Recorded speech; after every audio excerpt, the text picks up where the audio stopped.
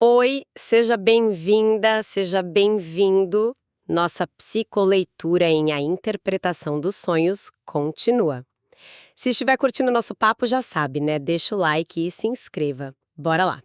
Hoje a gente vai mergulhar numa das ideias, para mim, mais fascinantes da análise dos sonhos. A de como as nossas primeiríssimas memórias, aquelas lá da infância mais remota, se tornam a matéria-prima para o que a gente sonha toda noite. Exatamente.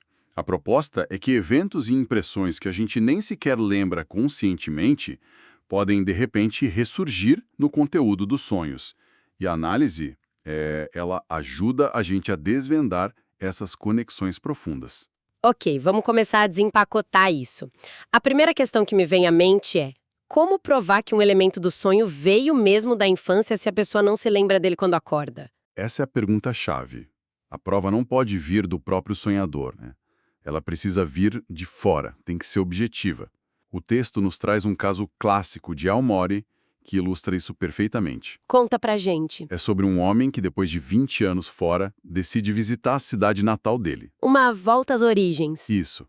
E na noite anterior à viagem, ele sonha que está numa cidade estranha, conversando com um desconhecido. Quando ele chega lá, descobre que a cidade do sonho realmente existia, era uma cidadezinha ali perto, e o homem desconhecido Quem era? era um amigo do falecido pai dele. Uau! Ou seja, ele só poderia ter visto aquelas coisas na infância. A memória estava lá, tipo, adormecida. Exato. E tem outra forma de confirmação, que é quando outra pessoa valida a memória. O texto cita o sonho de um ouvinte, que se vê vendo o antigo tutor dele na cama da babá. Que situação, hein? Pois é, ele achou super estranho. Mas quando contou pro irmão mais velho, o irmão confirmou. Disse que a cena era real Não acredito. e que ele, o sonhador, tinha só uns 3 anos quando aquilo aconteceu. A memória ficou ali, guardada. E os sonhos que se repetem desde a infância?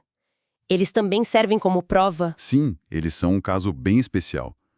O exemplo do médico que sonhava repetidamente com o leão amarelo é muito bom. Ele sonhava com esse leão desde criança, sabe? Com detalhes muito vívidos. E aí, o que aconteceu? Um dia, ele encontrou o tal leão na vida real. Como assim? Era um objeto de porcelana, um brinquedo favorito da primeira infância dele, que estava perdido. A mãe confirmou. Mas ele não tinha absolutamente nenhuma memória consciente daquilo. O sonho preservou a imagem. Entendi. Então o sonho funciona como um arquivo morto super seguro. É uma boa analogia. O inconsciente não esquece. Certo. Então estabelecemos que memórias literais da infância podem aparecer nos sonhos. Mas a maioria dos sonhos não é tão literal assim, né? Eles são estranhos, caóticos. Como a infância se manifesta nesse caos todo? Ah, esse é o ponto mais fascinante. É quando a gente vai além do conteúdo óbvio, o conteúdo manifesto, e chega nos pensamentos latentes do sonho. É aí que a influência da infância se revela de formas surpreendentes. Aqui é onde a coisa fica realmente interessante. Me dá um exemplo. Tem o sonho do homem que galvanizava o explorador polar Nansen por causa de uma dor ciática. Parece totalmente sem sentido. Completamente aleatório, mas a análise revelou uma história da infância dele. Aos 3 ou 4 anos, ele ouviu os adultos falando de viagens de exploração, em alemão, Entdeckungsreisen. Acontece que Reisen, viagens, soa muito parecido com Reißen, que significa puxar, dilacerar. Uma confusão infantil clássica. Exato. E ele perguntou para o pai se viagens de exploração era uma doença grave. A zombaria dos irmãos fixou essa memória embaraçosa. E o sonho resgatou isso de forma simbólica. A dor ciática, que dilacera, se conectou com o explorador das viagens. Então, o que tudo isso significa? Que o sonho usa essas memórias antigas como uma espécie de código. Exatamente, é um código. Outro exemplo é o sonho sobre a monografia de Ciclames. A análise conecta a flor com alcachofras, por causa da ideia de desmembrar folha por folha, sabe? Certo. Isso leva a herbários, que leva a traças, que comem livros, e toda essa cadeia leva a uma cena infantil. A cena do pai dando a ele um livro colorido para ele destruir, para desmembrar. Essa cena infantil dá o sentido oculto ao sonho. Faz sentido. Não é um único elo, mas como vários elos se conectam e apontam para a mesma origem. Perfeito. E a análise vai ainda mais fundo. Muitas vezes, o próprio desejo que o sonho realiza. A origem dele. A origem dele está na infância.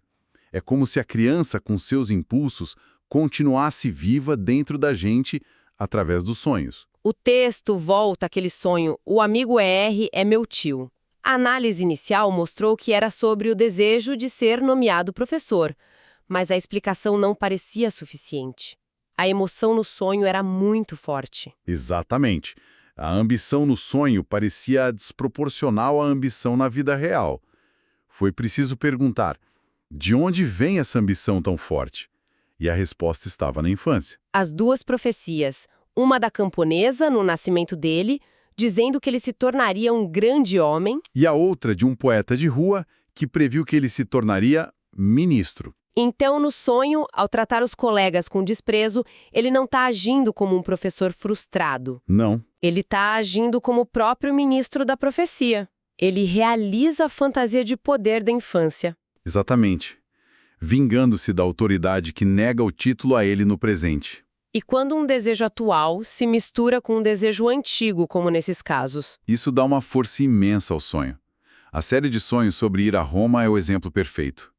O desejo de ir a Roma é atual, mas ele nunca consegue chegar à cidade nos sonhos. As imagens são sempre estranhas, né? Vê a cidade de longe, encontra um rio escuro com flores brancas. A análise mostra que esses elementos são, na verdade, fragmentos de outras memórias.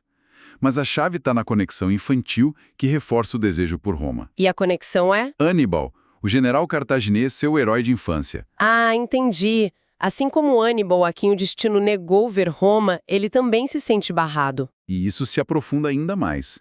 Hannibal, o general semita, contra Roma, a organização católica, virou um símbolo poderoso para ele na juventude, ao lidar com o antissemitismo. Mas a origem de tudo é uma cena ainda mais antiga. A história que o pai contou. A humilhação de ter o chapéu de pele jogado na lama por um cristão. E a resposta passiva do pai. Eu desci da calçada e peguei meu gorro. Uma resposta que pareceu pouco heróica para a criança. Exato. E ele contrapôs essa imagem com a de Hannibal jurando vingança contra os romanos. O desejo por Roma, no sonho, é o disfarce para essa necessidade infantil de reparação, de heroísmo. Fica claro que quanto mais se aprofunda a análise, mais frequentemente encontramos vivências da infância no conteúdo latente. O texto dá vários outros exemplos rápidos, né? Sim, para mostrar que é um padrão.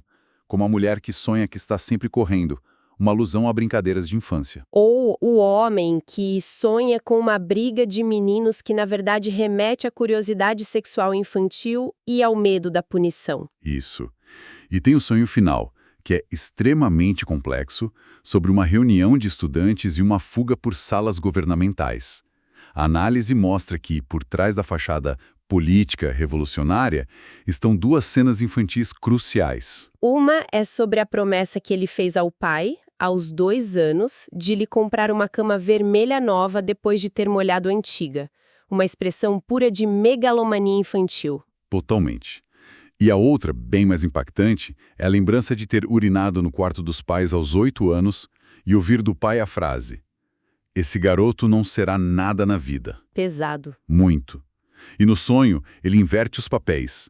O pai, agora mais velho e cego, é quem urina, e ele, como enfermeiro, o ajuda. É uma vingança simbólica. Como se dissesse, veja, eu me tornei alguém, apesar de tudo. Uma reparação. Agora sou eu quem cuido de você. A revolução do sonho não era política, era familiar. O fio que conecta tudo isso, então, parece ser que, não importa o quão recente seja o gatilho de um sonho, seus pensamentos mais profundos Quase. sempre nos levam de volta aos primeiros anos de vida. O desejo que o sonho realiza, no fundo, é um desejo antigo. Isso levanta uma questão importante, né? Sim. Talvez todo sonho, sem exceção, tenha essa dupla face. Uma ligada ao presente, na sua aparência. E outra ligada ao passado mais remoto, na sua essência. O sonho se torna a ponte entre quem somos hoje e a criança que um dia fomos. Valeu por acompanhar mais esse capítulo. Se gostou da conversa, deixa o like e se inscreva. Tem muito mais para explorar. Até a próxima!